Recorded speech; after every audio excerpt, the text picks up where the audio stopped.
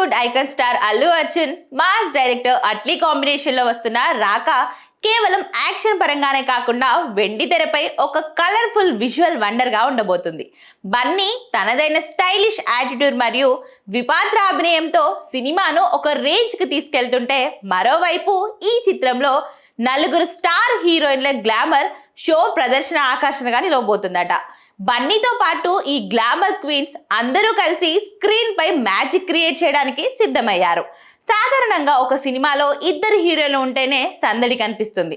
అలాంటిది ఇందులో ఏకంగా దీపికా పదుకొనే, రష్మిక మందన, మృణాల్ ఠాకూర్ మరియు జాన్వీ కపూర్ ఉండడంతో సినిమా స్థాయి మొత్తంగా మారిపోయింది.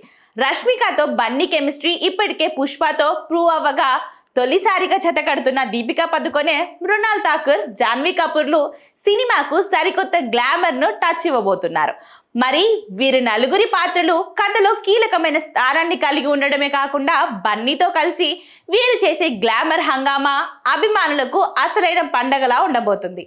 ప్రస్తుతం ముంబైలో జరుగుతున్న షూటింగ్ షెడ్యూల్స్ చూస్తుంటే, అట్లీ ఈ సినిమాను అత్యంత భారీగా విజువల్ రిచ్ గా తీర్చిదిద్దుతున్నట్లు అర్థమవుతుంది.